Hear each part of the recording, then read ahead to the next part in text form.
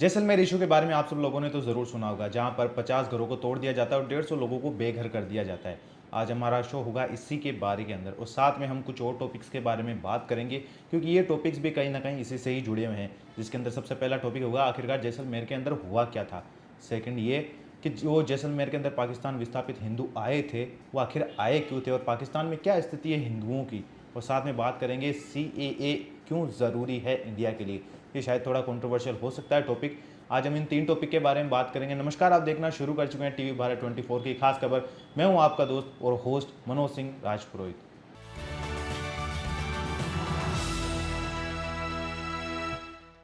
सबसे पहला टॉपिक के बारे में बात करते हैं, जहां पर ये जानते हैं कि आखिरकार जैसलमेर के अंदर हुआ क्या था, क्यों लोगों के घर तोड़े गए थे, इसमें किसकी गलती थी और किसकी गलती नहीं थी। इसको पूरा कानूनी तरीके से हम देखेंगे। सबसे पहले समझते हैं कि आखिरकार इशू था क्या। इशू सबसे पहले बात करते हैं पहले टॉपिक के बारे में कि आखिरकार जैसलमेर के अंदर चल क्या रहा है। तो पूरा मामला ये है कि जो जिला प्रशासन है जैसलमेर का, वहाँ से 4 किलोमीटर दूर पर अमर सागर क्षेत्र है। उस क्षेत्र पर एक कॉलोनी बनी हुई है जिसके अंदर तकरीबन 50 मकान बनाए गए हैं, कुछ उनके मंदिर बनाए गए हैं और कुछ वाटर रिजर्व हैं। वहाँ पर 17 मई के दिन पुलिस जाती है, उन लोगों के घर तोड़ दिए जाते हैं और साथ में 150 लोगों को बेघर कर दिया जाता है तपती धूप के अंदर। 40 डिग्री सेल्सियस अभी का तापमान है जैसलमेर का। उस ऐसी गर्मी के अंदर उन लोगों को बस ऐसे ही बेसहारा छोड़ दिया जाता है। ये तो है कहानी का एक साइड। अब थोड़ा सरकारी साइड भी समझ लेते कि आखिरकार उनको हटाया क्यों गया था।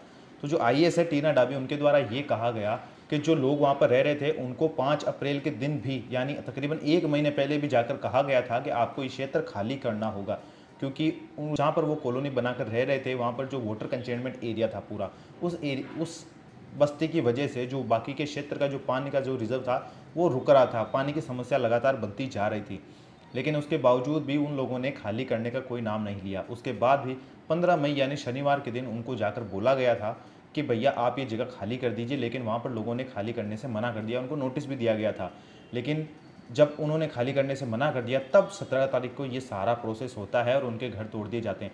इस घर तोड़ने के प्रोसेस के दौरान जो UIT है, यानी जो अर्बन इम्प्रूवमेंट ट्रस्ट है, उनकी तरफ से ये कहा गया कि उन्होंने जब खाली करने की कोशिश की थी पुलिस सहायता के साथ में, तो लोग वहाँ पर बीच में आ गए, उसकी वजह से उनको हटाते वक्त चोट आ गई। अब आपको बता दें कि इसमें तकरीबन 3 औरतों को गंभीर चोट आई थी। अब उन 3 औरतों के नाम इस प्रकार हैं: देवी माई, अस्तु देवी और मापती देवी। ये 3 औरतें थी जो उस टाइम पर काफ़ी घायल हो गई थी। आपने इनके सबके वीडियोज़ भी देखे होंगे। अब ये था एक इशू, आपने 2 पहलू समझ लिए। अब इसके अंदर जो मंत्री है वहाँ के, जो कांग्रेस के मंत्री है, उनका आप बयान सुन सकते हैं। उनके द्वारा ये कहा गया कि जो लोगों को हटाया गया है, जहाँ से उनको विस्थापित किया गया है, उनके जो घर तोड़े गए हैं, उनके मंदिर भी तोड़ दिए गए थे, उनके जो वाटर रिजर्व थे वो भी तोड़ दिए गए थे, उनको तब धूप के अंदर छोड़ दिया गया था। ये पूरी तरीके से गलत है, क्योंकि राजस्थान गवर्नमेंट का ही नियम है कि जब तक आप लोगों का एरिया खाली करवाते हैं तो उससे पहले आपको उनके रहने खाने की व्यवस्था करनी होगी। उसके बाद आप उनको हटा सकते हैं, चाहे वो आप ज़बरदस्ती हटाएं या फिर आप उनको प्रेम से वो खुद ही हट जाएं, लेकिन पहले आप उनकी रहने खाने की व्यवस्था करें, उसके बाद ये सारा प्रोसेस करें।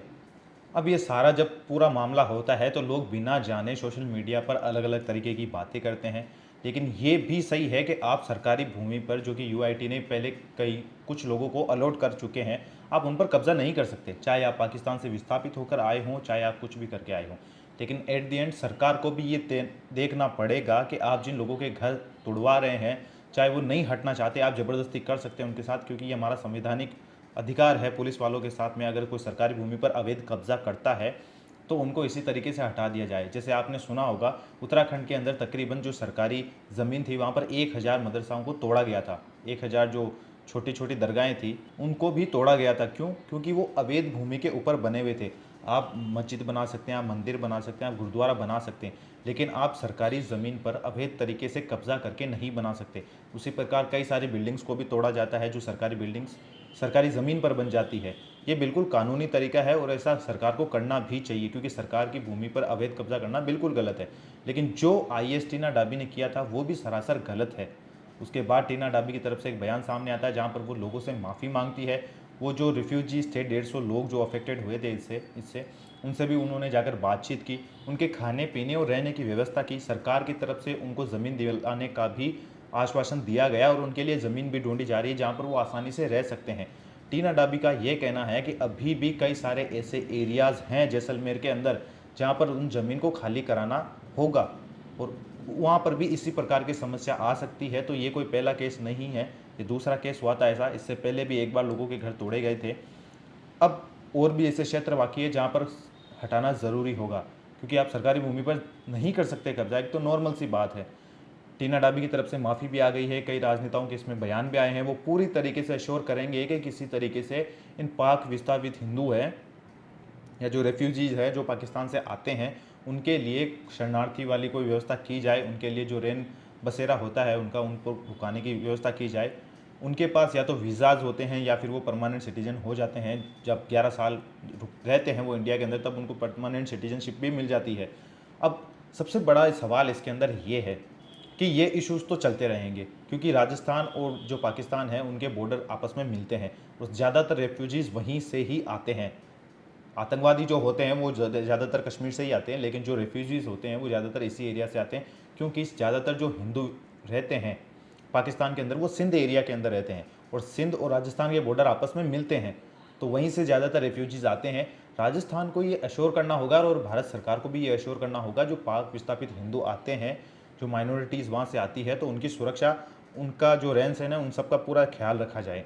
अब इसके बारे में हम क्यों बात कर रहे हैं? अब जो CAA के बारे में बात करते हैं हम इससे आगे। CAA क्यों ज़रूरी है इंडिया के अंदर? ये काफ़ी एक ऐसा मुद्दा है जहाँ पर 2019 के अंदर जब 11 नवंबर को जब ये बिल पास होता है तब काफ़ी ज़्यादा हल्ला मचाया जाता है, कई सारे प्रोटेस्ट देखने पड़ते हैं। ईस्ट, जो हमारा नॉर्थ ईस्ट है, जो हमारा दिल्ली है, वहाँ पर कई सारे लोग हैं जो धरना प्रदर्शन करते हैं, आंदोलन करते हैं। अब इसके अंदर सरकार की भी गलती है और इसके अंदर पब्लिक की भी गलती है। अब वो किस तरीके से है हम उसके बारे में भी बात करेंगे, लेकिन सबसे पहले आपको ये पता होना चाहिए कि आखिरकार CAA है क्या, या फिर NRC के बारे में हम बात नहीं करेंगे, CAA और CAB के बारे में बात करेंगे। NRC के बारे में बताएंगे क्यों NRC फेल हो गई थी, क्योंकि आसाम के अंदर भी लागू की गई थी। तो बात करते हैं अब CAA के बारे में। सबसे पहले ये जान लेते हैं कि आखिरकार CAA है क्या। CAA का मतलब होता है सिटीजन अमेंडमेंट एक्ट, जो कि पहले CAB यानी सिटीजन अमेंडमेंट बिल हुआ करता था, उसको बदलकर गवर्नमेंट ने CAA कर दिया था 11 नवंबर 2019 के अंदर, जब अमित शाह पार्लियामेंट के अंदर ये कहते हैं कि जो हिंदू या जो माइनॉरिटीज़ हैं वो जो अलग अलग देशों में रहती है, जैसे पाकिस्तान, बांग्लादेश और साथ में जो अफ़गानिस्तान है, वहाँ पर जो भी माइनॉरिटीज़ है, जैसे सिख है, जैन हैं, बुद्धिस्ट हैं और जो हिंदूज़ हैं, वो इंडिया में आकर अपना सिटीजन क्लेम कर सकते हैं। क्यों? क्योंकि वो यहाँ से बिलोंग करते हैं, उनकी जो एथनिसिटी है वो इंडिया से बिलोंग करती है, और वो कहीं ना कहीं सही भी है, क्योंकि जैन और बुद्ध और जो सिख है और जो हिंदू है वो ज़्यादातर इंडिया के अंदर ही हुए थे। अब इन लोगों को जब ये कहा गया कि आप यहाँ पर आकर ले सकते हैं, जिसके अंदर ये पहले जो प्रावधान था वो 11 साल का था कि अगर आप 11 साल तक इंडिया के अंदर रहते हैं तो उसके बाद ही आपको इंडिया की सिटीजनशिप मिलेगी, लेकिन गवर्नमेंट ने इसको बदल कर 11 साल से 6 साल कर दिया था। 6 साल में भी कुछ केसेस में तो ऐसा था जब उसे 4 साल तक का ही कर दिया गया था। लेकिन सबसे बड़ा इशू इसके अंदर ऐसा हुआ कि सबसे जो मिसकम्युनिकेशन होता है जो गवर्नमेंट की तरफ से या जो पब्लिक की तरफ से, वो काफ़ी बड़ा था। अब ये मिसकम्युनिकेशन होने की वजह से कई लोग जो प्रोटेस्ट कर रहे थे, कई ऐसे सेलिब्रिटी थे, उनको एक्चुअली में पता ही नहीं था कि CAA क्यों ज़रूरी है या फिर CAA आखिरकार है क्या। लोग NRC के बारे में भी कर रहे थे। NRC में ये था कि जब आसाम के अंदर लागू की गई थी NRC, तो उसके अंदर लोगों का आधार कार्ड वगैरह उनको सबको जांचा गया, जिसके अंदर ये पता चला कि तकरीबन 90 लाख जो मुसलमान हैं वो इंडिया से बिलोंग ही नहीं करते। सिर्फ 5 लाख लोग इंडिया के जो सिटीजन हैं वो पुख्ता हुए थे उस टाइम के अंदर। अब ये सबसे बड़ा नुकसान था इंडियन गवर्नमेंट का, क्योंकि जो ये फ्लो था NRC के अंदर, जो वहाँ पर कमी थी उसको वो पूरा नहीं कर पाई थी। प्लस जो CAA उन्होंने एक्ट लागू किया था उसके अंदर भी कोई क्लियर इंस्ट्रक्शन नहीं थी कि वो कितने लोगों को बसाना चाहते हैं, कितने लोग इंडिया में आएंगे, जो कितने रेफ्यूजीज़ हैं जो इंडिया में आकर रहेंगे, और किस तरीके से उन लोगों की जो खाने पीने की व्यवस्था है या उनका नौकरी है, रोज़गार है, उनको ज़मीन है, उनके मकान है, उनकी व्यवस्था गवर्नमेंट आखिरकार किस तरीके से करेगी। अब इसके अंदर जो 3 सबसे बड़े घाटे थे, या जिसके अंदर बता सकते हैं कि जो गवर्नमेंट की गलती थी 3 सबसे बड़ी, उसके बारे में बात कर लेते हैं। कि जो लोग ये समझते थे, जो 4 धर्म के लोग थे, जो या 4 पंथ के लोग थे जो इंडिया से बिलोंग करते हैं, उसके अंदर मुस्लिम समुदाय नहीं आता और क्रिश्चियन समुदाय भी नहीं आता। अब बात ऐसी है कि पाकिस्तान के अंदर तो क्रिश्चियंस और बुद्धिस्ट, सिख और कुछ मुस्लिम समुदाय जैसे अहमदिया मुस्लिम हो गए, उन सब लोगों का भी तो वहाँ पर परसिक्यूशन होता ही है। उनकी आबादी नहीं बढ़ती है, उनकी मस्जिदें मंदिरें तोड़ दी जाती हैं, उनके गुरुद्वारे तोड़ दिए जाते हैं, बम ब्लास्ट होते हैं। लेकिन उनको इंडिया में आने की अनुमति है या नहीं। इसके अंदर मैं सिर्फ मुस्लिम और क्रिश्चियंस की बात कर रहा हूँ। सबसे बड़ा इनका ये सबसे बड़ा ये घाटा मान लीजिए आप कि सरकार इसके बारे में कुछ बयान नहीं दे पाई थी। इंडिया के अंदर जो एनआरसी आई थी उसके बाद में एनआरसी के अंदर जो मुस्लिम्स थे वो अपने आप को इंडिया के अंदर, जो मुस्लिम्स इंडिया के अंदर ही पैदा हुए थे और वो इंडिया के ही सिटीजन थे, वो खुद को ऐसे समझने लगे कि एनआरसी आने के बाद में उनको इंडिया से बाहर निकाल दिया जाएगा। एक्चुअल फैक्ट यही है, ये ग्राउंड रियलिटी है, क्योंकि 2019 के अंदर मैं खुद सेंसस कर रहा था बिजनेसेस की सीएसएस के साथ में मिलकर, जहाँ पर हम ये पता लगा रहे थे कि कौन सा व्यक्ति या कौन से एरिया के अंदर किस टाइप के बिजनेस चलते हैं। जब मैं इसका सेंसस कर रहा था, जहाँ पर मैं राजस्थान से 7 से 8 जिलों के अंदर मैंने ऐसा किया था, तो मैंने मुस्लिम एरिया में जब मैं जाता था और वहाँ पर जब सेंसस करने की कोशिश की गई थी तो लोगों का विरोध मुझे खुद को देखना पड़ता था। तकरीबन 40 से 50 लोगों की टीम थी मेरे साथ में, उन लोगों को भी काफ़ी ज़्यादा बैक क्लैशेस देखने को मिलते थे। उस टाइम पे हमको एमएलए और जो पार्षद होते थे उनकी मदद लेनी पड़ती थी उस टाइम पे। अगर वो हमारे साथ में नहीं होते थे तो लोग हमें करने ही नहीं देते थे बिज़नेस की जो जनगणना होती है। सबसे बड़ी दिक्कत यही थी उस टाइम के अंदर। और जो सेकंड सबसे बड़ी प्रॉब्लम ये है कि जो माइनॉरिटीज़ है, जो मुस्लिम्स हैं इंडिया के अंदर, वो भी माइनॉरिटी में हैं, क्योंकि एटलीस्ट आई थिंक 80% हिंदू है और जो बाकी 20% है उसके अंदर बाकी की माइनॉरिटीज़ आती हैं। अब उसके अंदर जब मुस्लिम माइनॉरिटीज़ में है और वो भी ये सोचने लगे कि एनआरसी आने के बाद में उनको भी क्या पता इंडिया से बाहर निकाल दिया जाएगा। सबसे बड़ी गलती गवर्नमेंट की दूसरी ये थी।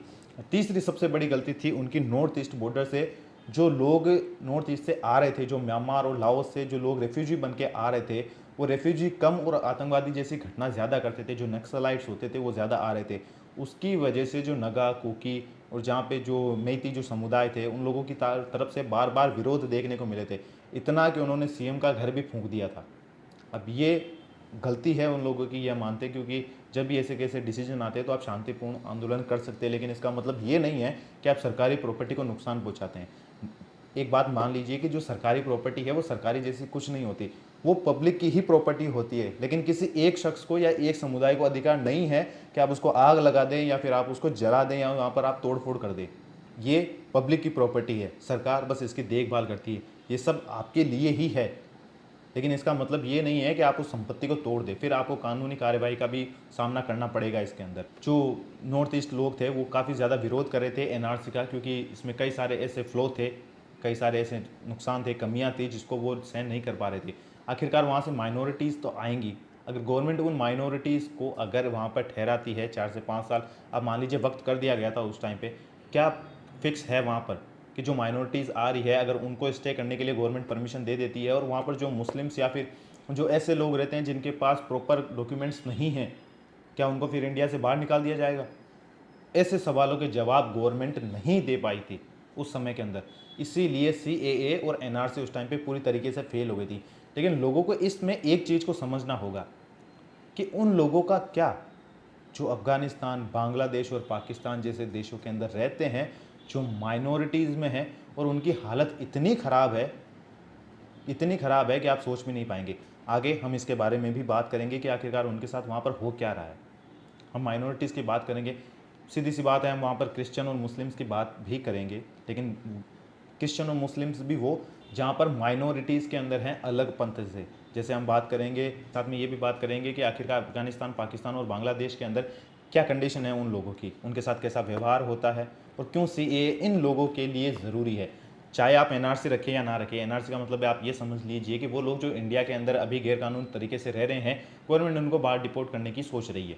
लेकिन सीएए का मतलब ये है कि वो लोग जो माइनॉरिटीज़ के अंदर है, जो उनकी एथनिसिटी है, जो उनका कल्चर है, वो इंडिया से बिलोंग करता था किसी समय पे और अभी भी बिलोंग करता है, उन लोगों के प्रोसिक्यूशन अगर कई एरिया के अंदर होते हैं तो उनको इंडियन गवर्नमेंट की तरफ से सिक्योरिटी दी जाए, जैसा इजराइल करता है, जैसा इजिप्ट करता है, अमेरिका करता है, और भी कई सारी ऐसी कंट्रीज है जो सेम ऐसा काम करती है। वहाँ पर तो प्रोटेस्ट नहीं देखने को मिलते, फिर इंडिया के अंदर आखिरकार ऐसा क्यों होता है, इसके बारे में भी हम आगे बात करेंगे। एक दिक्कत इसमें सीएए से रिलेटेड हमने सारी दिक्कतों की बात कर ली है। अब बात करते हैं कि आखिरकार पाकिस्तान के अंदर और बांग्लादेश के अंदर और जो अफ़गानिस्तान है उनके अंदर क्या कंडीशन है। सबसे बड़ी दिक्कत ये है कि बांग्लादेश में इतना सिचुएशन ख़राब नहीं है, या फिर आप ये कह सकते हैं कि वहाँ से इतनी खबरें बाहर नहीं आती हैं, लेकिन पाकिस्तान से आ जाती है, क्योंकि पाकिस्तान के अंदर कई अमेरिकन ऐसी एजेंसियाँ हैं या फिर खुद पाकिस्तान की ऐसी कुछ एनजीओज है जो फ्रीली काम करती है गवर्नमेंट से हटके, जो फंड लोगों की तरफ से की जाती है। उसके अंदर भी हम आगे बात करेंगे कि जो हमारे पास डाटा है वो किस जो किस बेसिस पर हम बात कर रहे हैं, उनके अंदर सारे ऑथेंटिक वेबसाइट्स और जो गवर्नमेंट है उनके ही डाटा होंगे, और इसमें ज़्यादातर डाटा पाकिस्तानी रिपोर्टर्स और पाकिस्तानी वेबसाइट्स की तरफ से ही होंगे, जिसमें डॉन न्यूज़ हो गया, जो सैयद मोहम्मद है जो पाकिस्तान के काफ़ी फेमस जर्नलिस्ट हैं। अब बात करते हैं कि आखिरकार पाकिस्तान में या फिर अफ़गानिस्तान के अंदर जो माइनॉरिटीज़ है, जो हिंदू, सिख, बुद्धिस्ट, जैन, क्रिश्चियन, जो भी लोग वहाँ पर माइनॉरिटीज़ के अंदर रहते हैं, उनकी अभी एक्चुअल में कंडीशन है क्या पाकिस्तान के अंदर या फिर अफ़गानिस्तान के अंदर और बांग्लादेश के अंदर।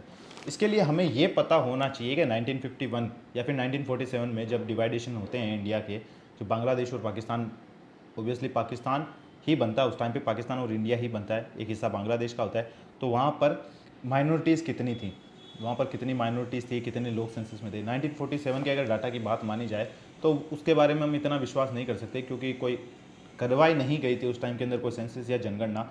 लेकिन हम जो 1951 के अंदर जो पाकिस्तान के अंदर जनगणना हुई थी उसके बारे में हम बात कर सकते हैं। सबसे पहले बात करते हैं कि 1951 के अंदर वहाँ पर माइनॉरिटीज़ कितनी थी, मुस्लिम्स कितने थे, हिंदू कितने थे, क्रिश्चियंस कितने थे। सो 1951 के सेंसस है जो पाकिस्तान गवर्नमेंट की तरफ से करवाए गए थे, कोई मेरा मन का डाटा नहीं है ये। सो उस टाइम पे मुस्लिम्स जो थे वहाँ पर वो थे 76%, उसके बाद जो हिंदूज थे वो 22% थे, बुद्धिस्ट 0.7%, क्रिश्चियन 0.3% और जो अदर रिलीजन थे वो 0.1% थे। अब आप ये मानिए, आप बात करते हैं बांग्लादेश की, 1971 के अंदर बांग्लादेश बन जाता है, जो इंडिया की तरफ से ही उसको आज़ाद करवाया जाता है, और जो मुक्ति वाहिनी थी बांग्लादेश की, उन दोनों ने मिलकर इसको आज़ाद करवाया था बांग्लादेश को। उसके बाद बात करते हैं 1974 की बांग्लादेश के अंदर, कि वहाँ पर कितने मुस्लिम्स थे, कितने हिंदू थे और अभी कितने हैं। 1974 यहाँ पर बांग्लादेश में सेंसस करवाया जाता है वहाँ की गवर्नमेंट की तरफ से। उसके अंदर 85.4% मुस्लिम्स थे, 93.5% हिंदू थे, 0.6% बुद्धिस्ट थे, क्रिश्चियन थे 0.3% और जो अदर रिलीजन थे वो 0.3% थे। अभी की बात करते हैं 2022 के अंदर कितनी आबादी हो चुकी है अब तक इनकी। मुस्लिम्स की आबादी है 91.1%, हिंदूज की आबादी 7.9%, बुद्धिस्ट 0.6%, क्रिश्चियन 0.3%, जो अदर माइनॉरिटीज़ है वो 0.1% है, जैसे जूस और जो जैन वगैरह हो गए, उन सब की आबादी है। अब आप ये मान के चलिए 1951 का डाटा हम बांग्लादेश के लिए यूज़ में नहीं ले सकते, लेकिन हम 1974 का ले सकते हैं। 86% से 91.51%, मतलब 5.5% का इसके अंदर हमको ग्रोथ देखने को मिला है मुस्लिम आबादी के अंदर। हिंदू आबादी जो उस टाइम पे 12.1% थी, सॉरी 13.5% थी, 13.5% उस टाइम पे जो आबादी थी वो घट कर 7.9%। बच्चे पैदा नहीं हो रहे उनके, बढ़ नहीं रही है उनकी आबादी, कैसे हो सकता है ये। उसके बाद बात करते हैं बुद्धिस्ट की 0.6%, अभी भी 2022 के अंदर भी 0.6% ही है, मतलब इनके भी बच्चे पैदा नहीं हो रहे, ये भी बढ़ नहीं रहे हैं। इसके बाद में आगे बात करते हैं 0.2% जो वहाँ पर क्रिश्चियंस थे, अभी 0.3%, उनकी थोड़ी सी आबादी 1% बढ़ी है, लेकिन जितनी बढ़नी चाहिए उतनी है बढ़ नहीं रही है। माइनॉरिटीज़ की बात करें तो जो जहाँ पर थी वहीं पे है 0.1%। पाकिस्तान की हालत इससे भी ज़्यादा ख़राब है। क्यों आगे ख़राब बात करेंगे। यह है बांग्लादेश का पूरा डाटा, जहाँ पर साफ साफ सीधे तौर पर यह पता चल रहा है कि वाकई में वहाँ पर की जो माइनॉरिटीज़ है, इससे रिलेटेड वीडियोस भी हैं हमारे पास, लेकिन वो वीडियो हम आपको यहाँ पर नहीं दिखा सकते। ट्विटर हैंडल पर जब आप जाएंगे टीवी भारत 24 के ऊपर, तो आपको वो वीडियो ज़रूर देखने को मिल जाएंगे, जिसमें आपको पता चल जाएगा एक्चुअल में ग्राउंड रियलिटी क्या है बांग्लादेश की, पाकिस्तान की भी क्या रियलिटी है वो भी आपको पता चल जाएगी। पाकिस्तान की बात करते हैं। सो पाकिस्तान के अंदर 1951 का डाटा आपको पता ही होगा, ज़्यादातर आबादी थी उस टाइम पे जो पाकिस्तान के अंदर ही रहती थी। वहाँ पर 76%, 22%, 0.3% और 0.1% ये आबादी थी पाकिस्तान के अंदर, जहाँ पर मुस्लिम्स, हिंदू, सिख, क्रिश्चियन और अदर रिलीजन्स के उसके अंदर लोग थे। पाकिस्तान की बात करते हैं 1974 के बाद की। सो वहाँ की आबादी, आप ये मान के चलिए, उस आबादी को छोड़िए, अभी बात करते हैं 2017 के अंदर जो पाकिस्तान के अंदर सेंसस हुआ था उसकी बात करते हैं, क्योंकि उससे रिलेटेड अभी डाटा हमारे पास नहीं है। तो 2017 के अंदर तकरीबन आबादी थी पाकिस्तान की 22 करोड़ के आसपास, 21 करोड़ 97 जो 97 लाख वहाँ की आबादी थी, लेकिन हम बात करेंगे मोटा मोटी 22 करोड़ के बारे में। उस टाइम पे जो हिंदू माइनॉरिटीज़ थी, ऐसा माना जाता है 1951 के अंदर जो हिंदू की माइनॉरिटी थी वो 22% में से अगर आप 12% निकाल देते हैं तो तकरीबन 11% पाकिस्तान के अंदर बसती है। 1974 की बात कर रहा हूँ मैं, 1974 की।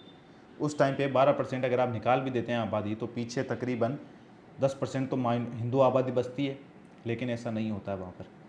अब वहाँ की हिंदू आबादी है 2.14%, 10% से 2.14%। आप ये 2017 का डाटा है, 10% से 2.14%। जो क्रिश्चियंस थे तकरीबन वहाँ पर आबादी मानी जाती थी 0.7% के आसपास। जो क्रिश्चियंस आबादी थी तो उस टाइम पे 3% के आसपास मानी जाती थी, वो घटकर हो चुकी है 1.27%। उसके बाद बात करते हैं अहमदिया मुस्लिम्स की, 0.9%। और जो सिख कम्युनिटी की बात करते हैं तो 0.1%, आबादी के मुकाबले 0.1%। ये उनकी हालत है वहाँ पर। उस टाइम पे अगर सिख की हम बात करते हैं तो वो 0.3% थे, उससे घटकर वो सीधा 0.1% पे आ चुके हैं। बात करते हैं कैलाश कम्युनिटी की, जो एक ट्राइबल एरिया है, जिनके वीडियोस आपने देखे होंगे काफ़ी सोशल मीडिया पे। जो लड़कियां थी वो बयान देती रहती है कि हमारी मर्जी होती है, हम उससे शादी कर लेते हैं। तो जो कम्युनिटीज़ है कैलाश कम्युनिटी, जहाँ पर ये भी अफवाह फैलाई जाती है कि ये लोग मर्दों की बलि देते हैं, जबकि ऐसा असल में कुछ भी नहीं होता। इनकी आबादी 2011 के अंदर तकरीबन 12,000 के आसपास थी, और अब इनकी आबादी मात्र 4,000 के आसपास रह गई है। 12,000 से 4,000 पे इतना फास्ट डिक्लाइन सिर्फ 10 से 12 सालों के अंदर। इनके साथ भी क्या हो रहा है आप जान ही गए होंगे, मुझे कुछ बताने की ज़रूरत नहीं है आपको। वैसे बात करेंगे कि आखिरकार चल क्या रहा है। आपने एक नाम तो ज़रूर सुना होगा, ये तो आबादी की बात हो चुकी है कि वहाँ पर रियल में वो घट रहे हैं। अब बात करते हैं हम आगे अब्दुल हक की। अब्दुल हक जो ज़्यादातर माना जाता है मियाँ मिट्ठू के नाम से। पाकिस्तान के अंदर जो फोर्स कन्वर्जन्स होते हैं उनका सबसे बड़ा रैकेट ये शख्स चलाता है, और भी कई सारे मौलवीज़ जो आतंकवादी गुट वो सब भी हैं उसके अंदर, लेकिन सबसे बड़ा नाम आता है इस शख्स का, मियाँ मिट्ठू का।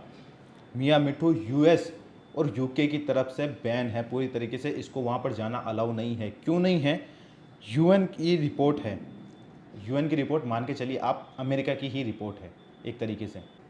इस शख्स ने, यूएन की रिपोर्ट के हिसाब से इस शख्स पर आरोप हैं कई सारे, वहाँ की जो ह्यूमन राइट्स है पाकिस्तान की उसकी तरफ से भी आरोप है। मियाँ मिट्टू सबसे ज़्यादा कन्वर्जन करवाता है, जहाँ पर डर का, पैसों का सहारा लिया जाता है कन्वर्जन कराने के लिए। अब इसके अंदर कन्वर्जन्स होते क्यों हैं, सबसे पहले ये जान लेते हैं पाकिस्तान के अंदर, उसके बाद कई सारे केसेस की भी बात करेंगे। सो पाकिस्तान में कन्वर्जन्स होते हैं डिस्क्रिमिनेशन की वजह से, सबसे पहला भेदभाव की वजह से। आप ये मान के चलिए छुआछूत की कंडीशन जैसे पहले इंडिया के अंदर हुआ करती थी किसी टाइम के अंदर, अभी भी कुछ जगह पर एग्जिस्ट करती है थोड़ी बहुत, लेकिन इतनी नहीं है। लेकिन पाकिस्तान के अंदर अभी भी होती है वो सब डिस्क्रिमिनेशन, भेदभाव वहाँ पर किया जाता है। जहाँ पर हिंदू लोगों को हाथ नहीं लगाने दिया जाता, उनके जो पानी के जो स्टोरेज होते हैं वहाँ पर अगर हाथ लगा देते तो उनको मारा जाता है, पीटा जाता है। उनको नौकरी मिलने में दिक्कत होती है, उनको राशन पानी के अंदर दिक्कत होती है, उनको वो सारी सुविधाएं नहीं मिलती जो पाकिस्तान की मेजोरिटी जो मुस्लिम्स लोग हैं उनको वहाँ पर मिलती है। तो उस भेदभाव को ख़त्म करने के लिए ज़्यादातर लोग कन्वर्जन्स कर लेते हैं। सेकेंड आता है बॉन्डेड लेबर। बॉन्डेड लेबर वो होते हैं कि जो आप, बॉन्डेड लेबर आपने सुना होगा, बंधुआ मजदूर, कई शो भी आते थे इंडिया के अंदर। बंधुआ मजदूर वो होते हैं जिनके पिता ने किसी से लोन लिया होता है या कर्जा लिया होता है किसी सेठ से, वो नहीं चुका पाता तो फिर वो अपनी औलाद को गिरवी रख देता है। आप ये मान के चलिए फिर औलाद की जो औलाद होती है आगे जाकर, जो बंदा गिरवी चला जाता है उसकी भी औलाद आती है, तो वो भी बंधुआ मजदूर ही होते हैं। उनको वहाँ पर ज़बरदस्ती काम करवाया जाता है ईंट के भट्टे में या फिर खेतों के अंदर। अब इससे छूटने के लिए उन लोगों को ये बोला जाता है कि तुम्हें बॉन्डेड लेबर से छुटकारा दिया जाएगा अगर तुम इस्लाम को एक्सेप्ट कर लेते हो। कई लोग नहीं करते हैं और बंधुआ मजदूर की तरह जीते रहते हैं, और कई लोग ऐसे होते हैं जो कर लेते हैं। इनके अंदर ज़्यादातर हिंदू और क्रिश्चियंस लोग होते हैं इसके अंदर। तीसरा है ब्लास्फेमी। कई बार कन्वर्जन करने के लिए ऐसा कहा जाता है कि तुम कन्वर्ट हो जाओ, वरना तुम्हारे ऊपर यह आरोप लगा दिया जाएगा कि तुमने जो मोहम्मद साहब है, जो प्रॉफिट मोहम्मद है, उनका तुमने अपमान किया है, और इससे तुम्हारे ऊपर एक केस कर दिया जाएगा और बदले में तुम्हें जान से मार दिया जाएगा। क्योंकि ब्लास्फेमी की सज़ा मौत होती है पाकिस्तान के अंदर। अब तक 200 से भी ज़्यादा लोगों को फांसी पर लटकाया जा चुका है और अनगिनत लोगों को तो जान से मार दिया गया है। उससे डर कर भी लोग इस्लाम एक्सेप्ट कर लेते हैं क्योंकि उन्हें अपनी जान का खतरा होता है। उसके बाद होता है ज़बरदस्ती लड़कियों को उठाकर उन्हें किडनैप करके उनको कन्वर्ट कर देना। मियाँ मिट्ठू का नाम आता है इसी के ऊपर।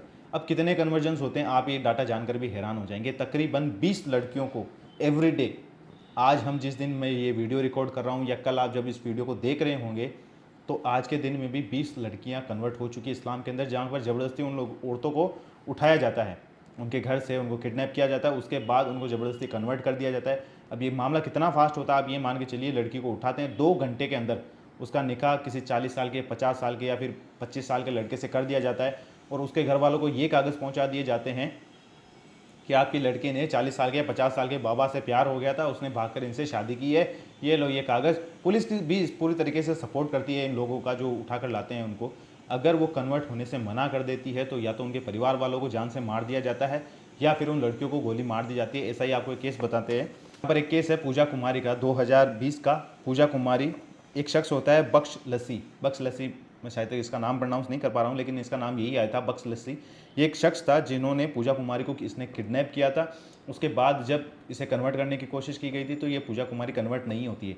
किसी तरीके से 1-2 दिन में ये भागकर अपने घर चली जाती है। वो बख्श वापस आता है वहाँ पर, उसके घर से उसको वापस किडनैप करता है, उसको कन्वर्ट करने की कोशिश करता है, लेकिन वो कन्वर्ट नहीं होती तो उसे गोली मार दी जाती है और बाद में उसके पूरे परिवार को भी गोली मार दी जाती है। इस केस से रिलेटेड आपको आर्टिकल में डिस्क्रिप्शन में डाल दूंगा, आप जाकर उसे आसानी पढ़ सकते हैं इसको आसानी से जाकर। सेकंड केस की हम बात कर लेते हैं तो वह है रीना और रवीना की। रीना और रवीना 2019 के अंदर ये केस काफ़ी ज़्यादा बवाल के अंदर आया था। कई ह्यूमन राइट्स वाले, यूएन वाले इसके बीच में कूद पड़े थे। आखिरकार हुआ क्या था इसके अंदर? मियाँ मिट्टू की तरफ से करवाया गया था ये सारा काम। उसके अंदर रीना रवीना को घर से किडनैप किया जाता है, 2 मुस्लिम लड़कों से उनकी शादी करा दी जाती है, उनको बहुत रोकने की कोशिश की जाती है। उसका वीडियो भी आपको डिस्क्रिप्शन में मिल जाएगा, आप जाकर उस पूरे केस के बारे में पढ़ सकते हैं। बीबीसी की तरफ से किया गया था इसको कवर। बीबीसी जो एक, आप मान के चलिए, यूके बेस्ड एक कंपनी है, न्यूज़ मीडिया कंपनी है, उसकी तरफ से इस पूरे केस को रिकॉर्ड भी किया गया था, कई बयान भी लिए गए थे, आप जाकर सुन सकते हैं।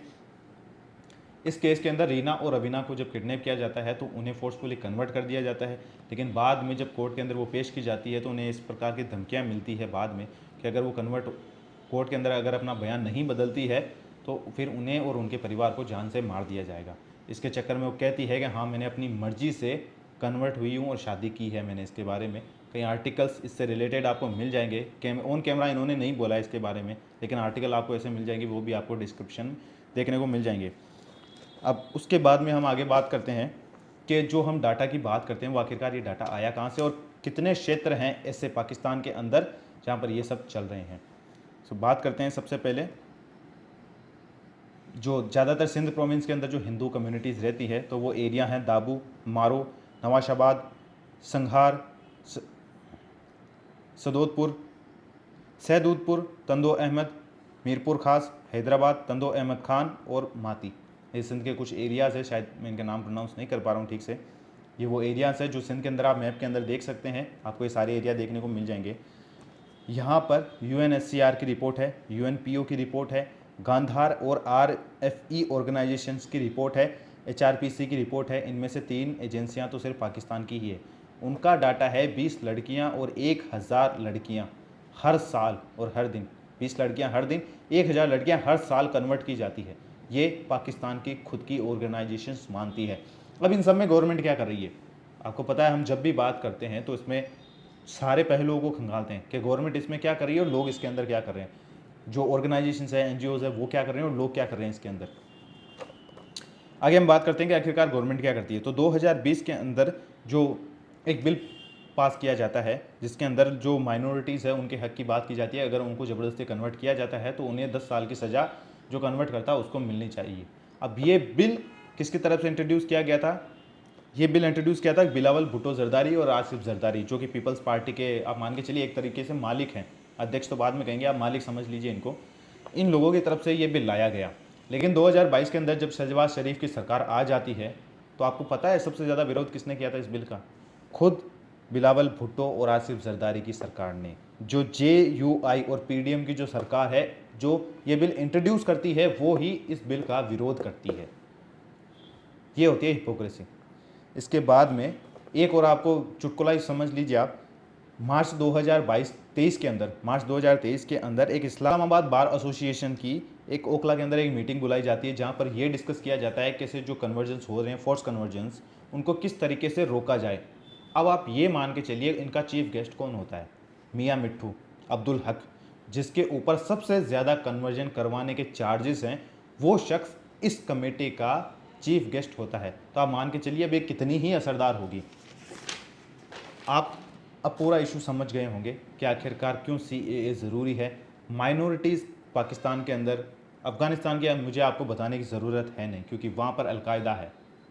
आपको पता है अलकायदा के नियम कानून क्या होते हैं, आप न्यूज़ के अंदर पढ़ते रहते हैं। नहीं पता है तो अफ़गानिस्तान के बारे में हम कभी बात करेंगे, तो उसके बाद हम इस सारे इशू के बारे में भी बात करेंगे। लेकिन अफ़गानिस्तान की आपको कंडीशन पता चल गई है, बांग्लादेश की भी आपको कंडीशन पता चल गई। इनसे रिलेटेड जो माइनॉरिटीज़ के साथ जो होता है वहाँ का भेदभाव, ये आपको सारा हमारे ट्विटर हैंडल पर देखने को मिल जाएगा, क्योंकि हम यूट्यूब की पॉलिसी है उसके ऊपर हम डाल नहीं सकते हैं, लेकिन आपको ट्विटर पे देखने को मिल जाएगा और इंस्टाग्राम पे भी कुछ क्लिप्स देखने को मिल जाएगी। तो आप मेक श्योर करें कि आप फॉलो करें हमें ट्विटर पे भी और इंस्टाग्राम के ऊपर भी, और यूट्यूब के ऊपर सब्सक्राइब करना तो बिल्कुल ना भूलें। अब बात करते हैं लास्ट में कि इंडियन गवर्नमेंट को इन सब में क्या करना चाहिए। इंडिया को CAA और NRC दोनों बिलों को फिर से इसके अंदर संशोधन करना पड़ेगा। इनको इस तरीके से बनाना पड़ेगा कि इसमें किसी का भी नुकसान ना हो। सीधी सी बात है, अगर आप ऐसे बिल बनाते हैं जिसके अंदर यहाँ की माइनॉरिटी जैसे मुस्लिम्स है उनको खतरा महसूस होता है, तो ये भी गलत है, क्योंकि वो भी इंडिया का ही पार्ट है। उन्होंने भी जन्म लिया, जैसे मैंने यहाँ पर जन्म लिया है तो ये मेरा इंडिया, तो वैसे भी वो उन्हीं का भी इंडिया है। लेकिन अगर कोई ऐसा एक्ट आता है जो उनकी एथनिसिटी के लिए भी खतरा बन जाता है तो वो बिल्कुल गलत है।